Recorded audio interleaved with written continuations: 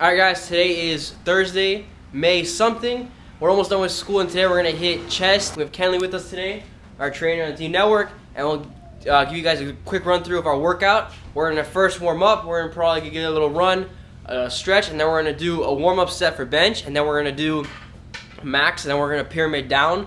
So lighter weight, more reps, and just go like that, kind of hypertrophy style, and then we're going to go the incline dumbbell. Good afternoon, folks. My name is Pablo with the Team Network, and I hope you enjoyed the little introduction. Today, like I said, we're doing chest and shoulders. Here we have Kenley, one of our best trainers on the Team Network, and I'm going to go over the routine with you guys really quickly. This was before his final for weightlifting, and I really wanted him to get a good workout before that and be strong and make sure his confidence levels up and he knows he can reach the weight he actually wants to reach. His aim was 220 and he actually surpassed it and hit 240, so we're now calling him 240 instead of Kenley. Congrats to him. He's really worked hard for it. So basically how we did it, we kind of did warm-up sets with the bar. We did like one bar warm-up set of 25 reps, then we did 135 for 8 to 12, 185 for 3 to 5, 195 for 3 to 5, 225 for 1 to 3, 195 3 to 5, 185 3 to 5, 105, 165 my bad, 6 to 5, 145 6 to 8, and then 135 8 to 12. As you can tell here, he's going really low.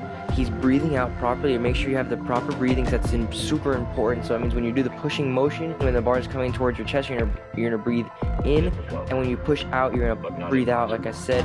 And here, like I was telling him in the video, I was telling him breathe, keep your core tight, keep your quads tight. Make sure you concentrate on moving the bar up and try to get full form, full range of motion. It's probably one of the most important things as teenagers to develop properly is full range of motion. As you can tell, some of these clips actually had to help him. Now it's good, it's really good to build your strength if you're trying to do strength training, if you're trying to really increase your strength a lot. Try to do those forced reps. And for the most part, I tried to help him when he needed a little help, but I didn't actually help him lift the weight.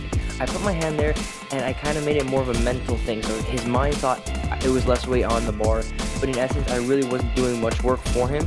I just try to use that technique whenever I'm spotting someone to motivate them to go even heavier.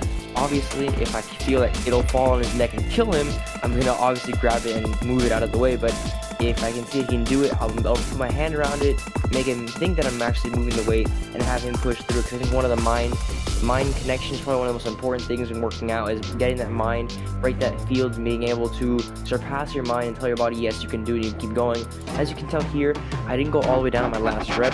I filmed this in May, as you could tell in the intro, and I was really sick. I was sick for at least a good 2 weeks, and I really wasn't feeling well. I wasn't going 100%. I wasn't doing good.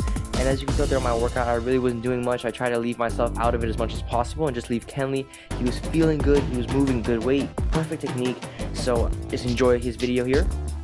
Here we have an incline dumbbell press, one of my favorite movements.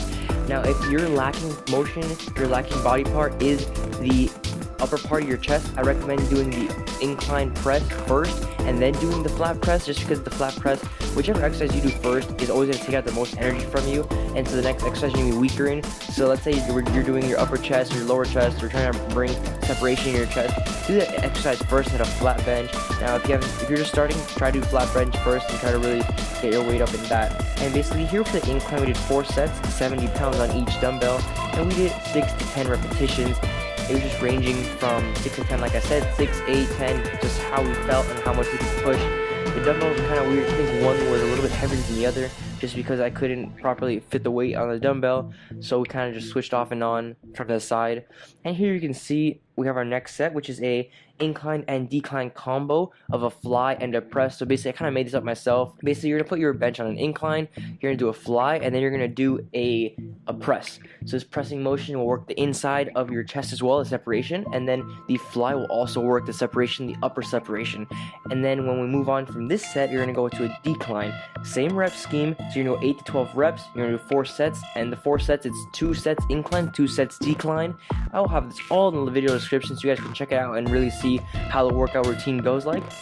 And as you can tell, as we transition on to our next scene, I put the bench in decline position, and this is to work the lower chest, to work the separation in the lower chest, and really try to spread the two parts of your pecs out so you really have nice chest separation. You can see both parts of your chest to really make him look full and focused and really nice. As you can tell here, it's definitely a more awkward position because it's not something we really do often. And I think it's a really good thing to confuse your muscles and really just try to grow that part of the muscle that we really don't work as often. I know for sure I really don't work the decline as much just because genetically I have a good chest separation, and genetically I have good separation from the bottom of the pec, so it's held up pretty well.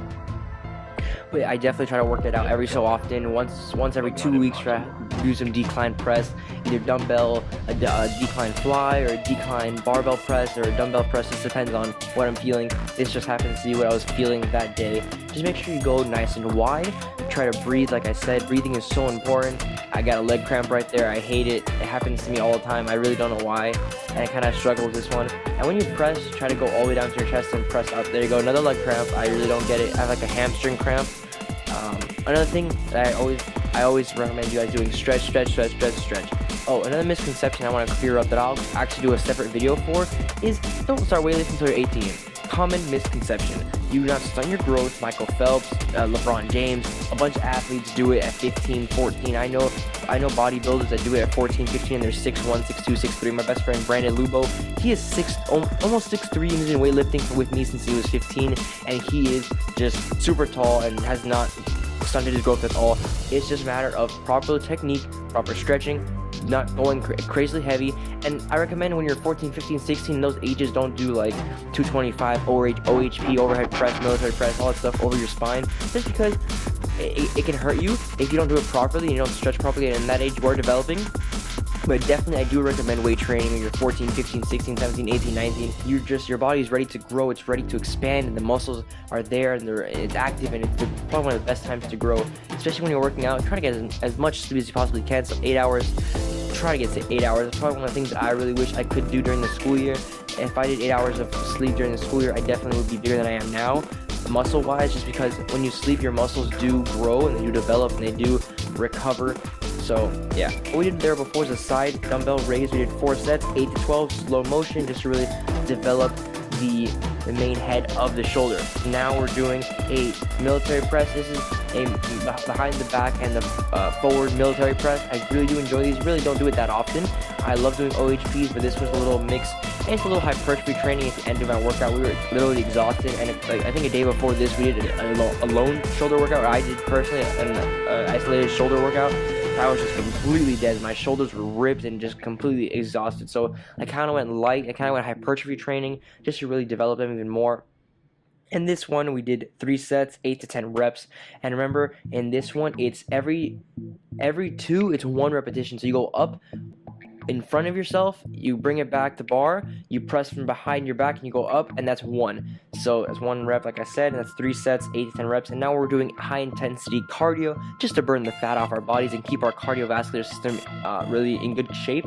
And so I basically went from one mailbox to the end of the street of my neighborhood, and we did 5 of these. So we jogged from one end to the other end, and then we sprinted back.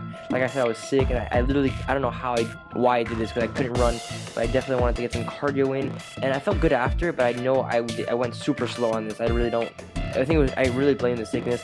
No excuses though. I could have pushed a little harder. And then after we did those 5, just did these suicide sets. I love doing suicides. They're really effective exercise to build the cardio and build the fast twitch muscles. I recommend you guys doing cardio if you're trying to burn fat. And don't confuse just doing 100% cardio without weightlifting. I believe, and it's been proven, and it's one of the recommended most things by bodybuilders and trainers and all that sort of stuff, educated trainers at least. Cardio is not the best way to burn fat. Cardio is a great way to burn fat, but you can abuse cardio, and if you do too much cardio, you can actually store more fat than you lose. So I recommend getting a good combination of weight training and high intensity and low intensity cardio just to get a good even mix. Thank you guys for watching. I'll see you guys in the next video. If you like the video, like it down below, subscribe for more content, and if you have any questions, comments, concerns, leave them down below in the comment section. I will be sure to get back to you as soon as possible. If you want any more information, visit us at theteamnetwork.org and get ready, because we have a giveaway coming soon of whey protein. Hope you enjoy and have a wonderful day.